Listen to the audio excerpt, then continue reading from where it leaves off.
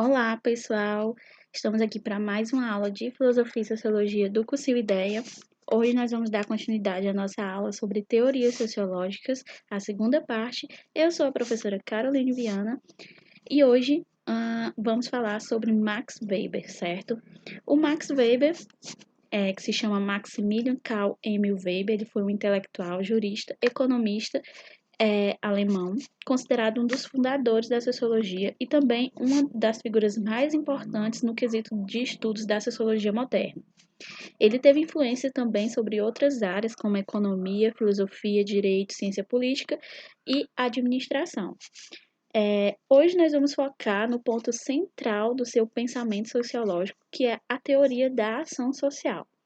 Então, para nós entendermos como ele chegou até essa teoria, vamos entender um pouquinho sobre a visão de sociologia do Max Weber. Primeiramente, é importante que vocês saibam que a visão que o Weber trazia para a sociologia era uma visão completamente nova.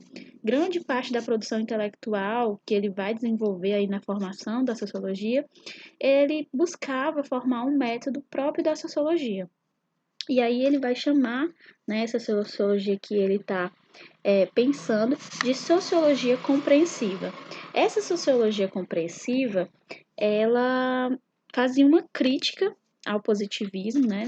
E, consequentemente, ela fazia uma crítica ao Durkheim, porque ela tinha uma visão muito mais subjetivista.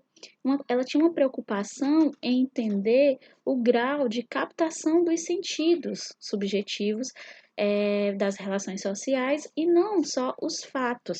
Então, esse seria, né, um novo método próprio da sociologia. Pensar na subjetividade, fazendo essa crítica ao positivismo que estava ainda ligado ali às ciências naturais, e era assim que se formava a sociologia compreensiva. E a sociologia compreensiva, ela tinha uma base central, né, que era entender as interações sociais, o que há nesse processo de interação, o que era o processo de intenção. Então, essa era a preocupação, a intenção, e não os fatos sociais, mas as relações sociais, a interação com a intenção. E assim nasce o que o Max Weber vai chamar de ação social. Como ele mesmo define, a ação social é uma ação realizada em relação ao outro, orientada por este e pelas ações deste. O que isso significa, Carol? Que a ação social, ela vai ser aqui, dentro dessa visão, né, weberiana, o foco da sociologia.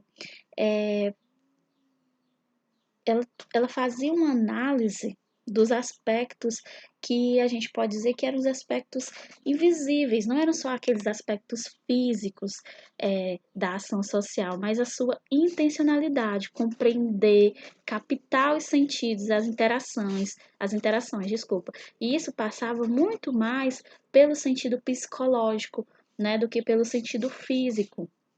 A análise do Durkheim, ela não compreendia essas coisas, né? Segundo Weber, ela não compreendia de fato as relações sociais, ela não conseguia compreender todos os processos, ela conseguia compreender só uma parte. E essa nova proposta, né, de analisar a ação social, levaria em conta não só a parte que o Durkheim já trazia, que é essa parte física, essa parte externa da sociedade, mas um olhar mais para dentro. Enquanto o Durkheim estava olhando para fora sobre os aspectos externos da sociedade que influenciavam o indivíduo, o Weber estava propondo a gente olhar para dentro do indivíduo e como ele constrói as relações dentro da sociedade, certo? Mas para fazer isso, o Max Weber ele vai colocar que a ação social ela não é só uma, né? Nós somos seres distintos com pensamentos e subjetividades diferenciadas, então não pode existir só um tipo de ação social. Por isso que ele vai caracterizar 4 tipos de ações sociais. O primeiro tipo é a ação social racional com relação a fins. Seria a ação social com uma finalidade, certo? Uma ação social onde eu pratico essa ação, eu pratiquei isso, né, racionalmente, com a intenção de obter algo. Por exemplo, um empresário, quando ele faz uma aplicação, um investimento, ele faz essa aplicação fazendo uma análise racional das suas possibilidades com a intenção de obter um lucro. Então, é uma ação social racional com relação a fim, porque ele racionalizou sobre aquela ação e ele tem ali, a partir daquela ação, já uma finalidade pretendida. Certo? Então, esse tipo de ação, o Max Weber vai falar que é uma ação muito característica das sociedades modernas, né, das sociedades industriais, dessas sociedades que aí, daquela vivência que ele estava inserido mesmo. O segundo ponto, né, o segundo tipo, seria a ação social racional com relação a valores. Essa ação social, ela é muito mais embasada nos nossos valores pessoais, né, dos nossos valores morais, nos nossos princípios, ou no conjunto de regras da sociedade que a gente está inserida, né, de um conjunto de regras morais. Por quê? Porque essa ação, ela vai ser baseada nos meus valores, nos meus princípios enquanto pessoa. Lembra que eu falei para vocês que essa nova perspectiva de sociologia, ela vai prezar muito por essa subjetividade. Então, não poderia deixar de haver uma ação social que levasse em conta os valores. Um exemplo que eu posso colocar aqui para vocês é com relação a roubar. Cada pessoa, né, a partir do conjunto de regras, dos conjuntos de princípios, define se roubar é correto, se roubar não é correto, ou se de acordo com o princípio e com os valores de cada um, se há uma chance de roubar, ela vai roubar aquilo, vai depender dos seus valores, dos seus princípios. Então, essa ação de roubar ou não vai ser embasada por isso. A segunda ação é a ação social afetiva, né? Porque a gente não poderia deixar de considerar aqui dentro dos tipos de ações sociais as ações sociais ligadas ao sentimento, ligadas à afetividade, que são aquelas ações que nós tomamos baseado no que sentimos, né? Nos nossos sentimentos. O quarto e último ponto, desculpa, é a ação social tradicional. Essa ação social, segundo Weber, ela não está mais tão ligada às sociedades modernas ou pós-modernas, pois ela está mais ligada àquele tipo de ação que nós fazemos por tradição mesmo, né? Isso se perdeu um pouco, talvez, aí no contexto histórico de modernização, mas nós podemos ainda conseguir ver tipos de ações sociais tradicionais. Por exemplo, as festas de fim de ano, né, onde nós nos programamos para um evento em um dia específico, onde há toda uma questão ritualística, que não necessariamente nós fazemos por afetividade ou por valores ou com alguma finalidade, mas porque tradicionalmente estamos habituados a comemorar. As festas de Natal, né, o próprio Réveillon. Então, podem ser exemplos de uma ação social tradicional.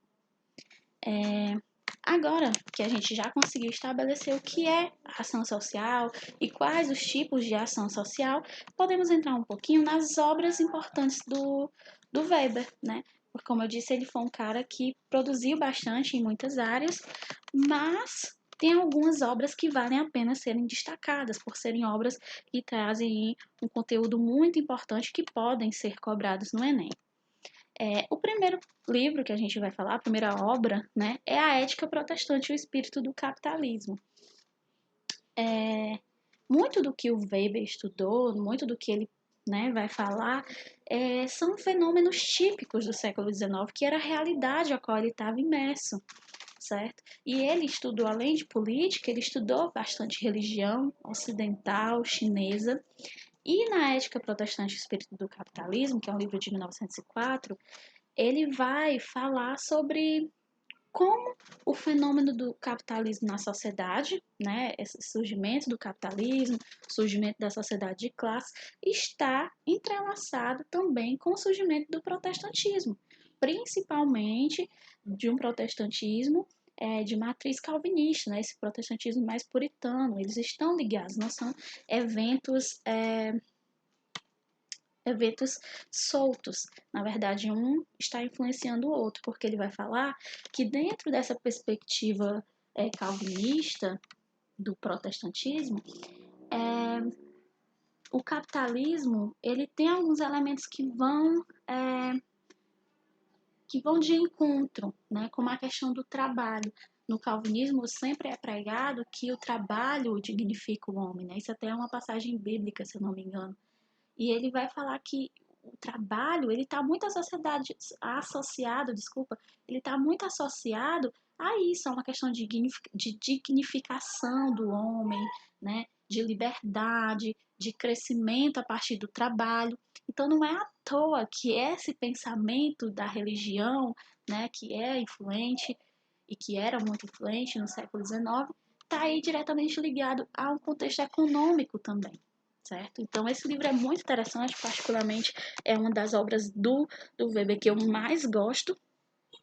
Mas vamos passar aqui para outro livro que se chama Ciência e Política, Duas Vocações. Esse livro ele é dividido em duas partes. Uma parte que se chama Ciência como Vocação e a outra como Política como Vocação, onde tem vários escritos que ele vai trazer, né, uma análise muito interessante sobre esses pontos e que ele vai falar principalmente é, do fenômeno da juventude nacionalista alemã, né, com a questão da Primeira Guerra Mundial. Então, é um livro também muito interessante.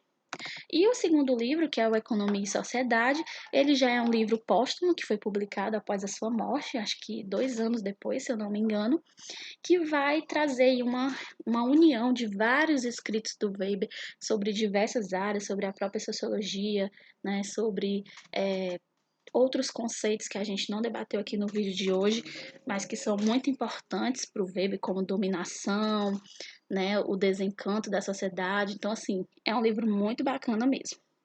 Bom, gente, a gente já está chegando aqui na reta final da nossa aula de hoje e eu quero fazer só algumas recapitulações com vocês bem rapidinho para a gente finalizar. O primeiro ponto é a questão da subjetividade que o Weber vai trazer, né, com essa nova sociologia, uma sociologia compreensiva que vai estar se contrapondo aí ao positivismo, algumas coisas que o Durkheim colocava, e o surgimento da ação social como um foco da sociologia, como essa nova visão, né? E tudo isso, todos esses estudos também vão ser muito importantes, porque ele juntamente com as outras áreas que o Weber atuava, vai trazer contribuições para a formulação do que hoje a gente conhece como a Escola de Chicago, né? Que é uma escola que estudava muito a questão do urbanismo, a questão das microsociologias, então foi uma contribuição muito importante do Weber também, e claro, os seus estudos sobre economia e religião, que teve impacto muito significativo para outros autores que vieram posteriormente. Eu espero que vocês tenham gostado da aula de hoje. Se puderem, compartilhe esse vídeo com as outras pessoas que estão fazendo Enem e deixe um comentário aqui embaixo para a gente saber o que é que você está achando dos vídeos. Até a próxima aula!